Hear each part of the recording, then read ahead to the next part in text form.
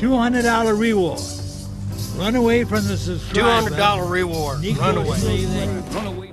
Imagine yourself a slave on a Carolina plantation. Illiterate, undernourished, without a map or even the simplest directions. Which way do you run?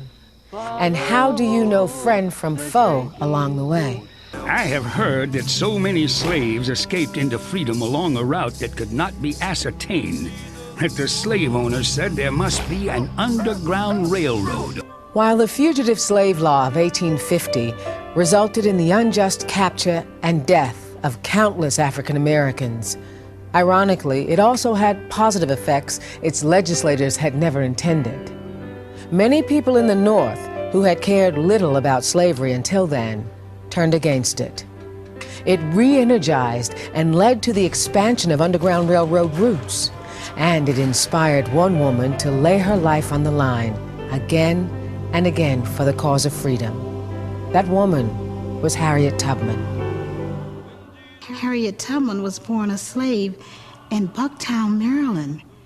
She was one of 11 children, and she was beaten daily. Coming for to carry me home. As a teenager, Harriet tried twice to flee with her brothers, but both attempts were unsuccessful. The next time I go, Harriet vowed, I'm going to go alone. Harriet Tubman returned south some 19 times to personally conduct as many as 300 fugitives, including her own mother and father and those brothers who had tried twice and failed.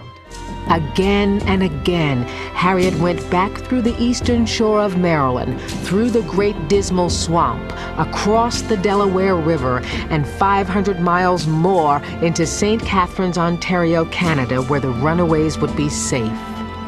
So great was her courage, so triumphant her success, that planters in Maryland offered a $40,000 reward for her capture, the highest bounty ever offered for any worker on the Underground Railroad. Only the Lord would let them kill me. As so many before her had done, Harriet set out with no plan or destination, only to follow the drinking gourd. Follow the drinking gourd meant to walk at night under cover of darkness, keeping the North Star in sight. Refer to trees that had been marked with charcoal and mud drawings of a peg leg and a foot, leading runaway slaves north into Tennessee. And they just knew that if they could get north and across the Ohio River, someone would help them to freedom. They knew the disguises, they knew the spirituals, they knew the codes, they knew the knocks. It was through the slave grapevine that runaways came to know that a lantern in the window on the free side was a signal that a safe house was within reach. And they were welcome here. They would be sheltered and fed and cared for, and when safe, moved on to the next station north. By word of mouth, through song and story, slaves began to learn that there was a new place where they might find sanctuary. By the mid-1850s, things were changing on the Underground Railroad. Many of the fugitive slaves who had settled in the North went on to have children, and those children could be educated in the public school systems. Plantation owners deeply believed that slavery was an economic necessity, and that the slave trade was its human stock market. In one fell swoop, all the work that had been done on the Underground Railroad was about to be undone in the eyes of the law.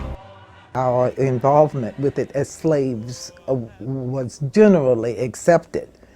Therefore, it provided opportunity through song, through drums, through many other measures to give the word of Harriet Tubman is coming. With this burgeoning literate class, the written word began to replace the old codes and signals. But getting word back south was hard.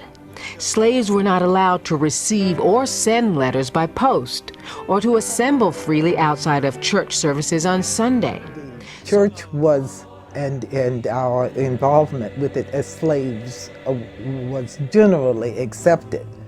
Therefore, it provided opportunity through song, through drums, through many other measures. The music, as well as the quilts, the way the women wore their aprons, were all used as methods, excuse me, methods of communication to let the next slave know where they were going, how they were going to get there, etc.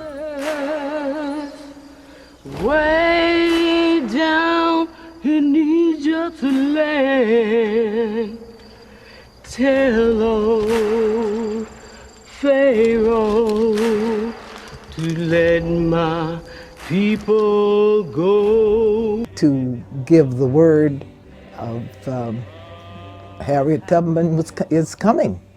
As a nurse, scout, and Union Army spy during the Civil War, and continued to fight for black education and women's suffrage until her death at the age of 93. Close to the end of her life, Harriet was reunited with some of the former slaves she had helped rescue. As she was dying, about 2 hours before her death, she was conscious, and they were singing "Swing Low, Sweet Chariot, coming for to carry me home." She died March 10th, 1913. She was buried with military rites at Fort Hill Cemetery in Auburn, New York. To carry me home. They celebrate the life of a woman, a champion of freedom who, like so many others on the Underground Railroad, has become little more than a footnote in history.